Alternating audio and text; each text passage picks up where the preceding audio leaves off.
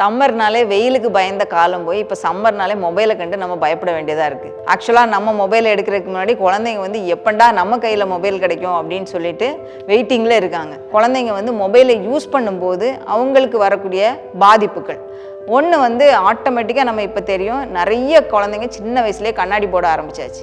ரெண்டாவது வந்து மொபைல்லேருந்து வரக்கூடிய ப்ளூ லைட் வந்து ஐஸ்க்கு வந்து இரிட்டேஷன் கொடுக்கறதுனால அதுக்கு வந்து நைட்டாக டேயாங்கிறது தெரியாது.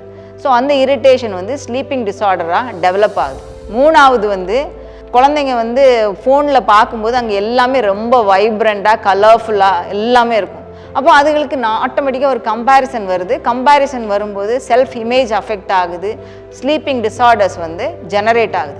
நம்ம வந்து சம்மரில் வந்து அவங்களுக்கு ஏதாவது வந்து ஒரு ஆக்டிவிட்டீஸ் கொடுக்கணும். அப்போ தான் அவங்க வந்து மொபைலை பார்த்து அட்ராக்ட் ஆகாமல் இருப்பாங்க. ஸோ அந்த மாதிரி இதில் வந்து ஃபஸ்ட்டு வந்து ஏதாவது ஒரு ஆர்கனைஸ் ஸ்போர்ட்டில் நீங்கள் சேர்த்து விடலாம்.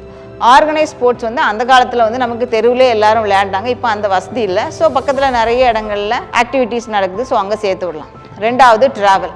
நம்ம முடிஞ்ச வரைக்கும் சம்மரில் வந்து அப்படியே எல்லாரும் ஒரு 1 வீக் வெக்கேஷன் போகிறோம். மூணாவது வந்து புக்ஸ். இது வந்து ரொம்ப ஏன்ஷியன்ட் மெத்தடாக இருந்தாலும் ரொம்ப எஃபெக்டிவான மெத்தட் கூட. ஆனால் இதுக்கு ஒரு குழந்தை 1 ஹவர் புக்கு படிக்கணும்னா பேரண்ட் வந்து ஒரு 2 ஹவராவது புக்கு படிக்க இருக்கணும்.